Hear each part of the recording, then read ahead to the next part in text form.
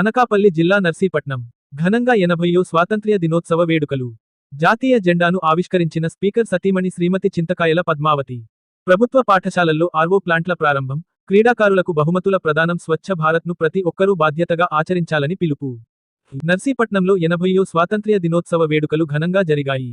శాసనసభ స్పీకర్ చింతకాయల అయ్యన్నపాత్రుడు సతీమణి పద్మావతి ముఖ్య అతిథిగా పాల్గొని స్పీకర్ క్యాంపు కార్యాలయం, జడ్పీ బాలికల హైస్కూల్, మహాత్మా జ్యోతిరావు పూలే బాలుర పాఠశాలల్లో జాతీయ జెండాను ఆవిష్కరించారు.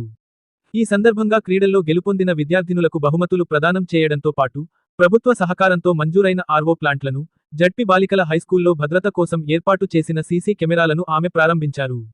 అలాగే నర్సీపట్నం సిటీ క్లబ్ వారు సౌజన్యంతో సమకూర్చిన 50,000 రూపాయలు విలువైన ప్రింటర్ను జ్యోతిరావు పూలే బాలుర పాఠశాలకు అందజేశారు.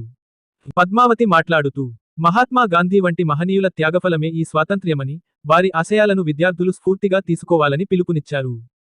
రాష్ట్రంలో కూటమి ప్రభుత్వం, విద్యాశాఖ మంత్రి నారా లోకేష్ ఆధ్వర్యంలో విద్యావ్యవస్థ ఎంతో బలోపేతం అవుతోందని, పాఠశాలల్లో మౌలిక వసతుల కల్పనకు ప్రత్యేక శ్రద్ధ తీసుకుంటున్నామని తెలిపారు. స్వచ్ఛ భారత్ను కేవలం మాటలకే పరిమితం చేయకుండా ప్రతి ఒక్కరూ బాధ్యతగా ఆచరించాలని కోరుతూ విద్యార్థులతో ప్రతిజ్ఞ చేయించారు. ఈ కార్యక్రమంలో స్థానిక టీడీపీ నాయకులు, ఉపాధ్యాయులు, సిటీ క్లబ్ ప్రతినిధులు మరియు విద్యార్థులు విశేష సంఖ్యలో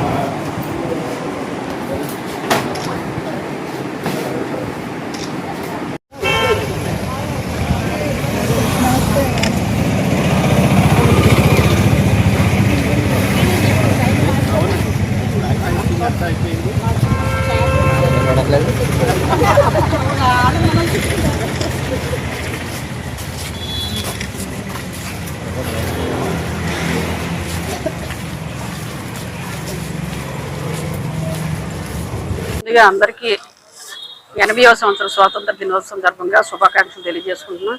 మరి ఈరోజు జ్యోతిరావు పూలే స్కూల్కి రావడం జరిగింది.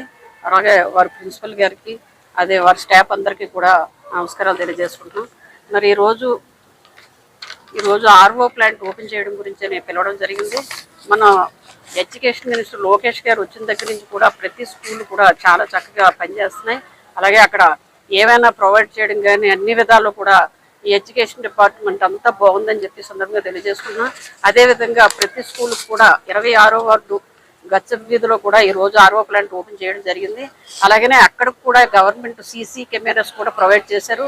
అదేవిధంగా జ్యోతిబాబు పూలే స్కూల్లో కూడా ఆర్వో ప్లాంట్ ఇవ్వడం జరిగింది. సెంట్రల్ గవర్నమెంట్, స్టేట్ గవర్నమెంట్ కలిపి. అలా కూటమి ప్రభుత్వం వచ్చిన తర్వాత ప్రతి స్కూల్లో కూడాను ఆ పిల్లల గురించి శ్రద్ధ తీసుకొని ఏవైతే అవసరం ఉన్నాయో అవన్నీ కూడా ప్రొవైడ్ చేస్తున్నారు. అలాగే అందులో భాగంగానే మన నర్సీపట్నం సిటీ క్లబ్ వారు అలాగే సుమారు 50,000 రూపాయలతో ప్రింటర్ కూడా ఇవ్వడం జరిగింది. వారికి స్కూల్ తరఫున మా తరఫున కూడా ధన్యవాదాలు తెలియజేసుకుంటున్నా. అదేవిధంగా ఈ అవకాశం ఇచ్చిన ప్రతి ఒక్కరికి కూడా నమస్కారాలు తెలియజేస్తాను.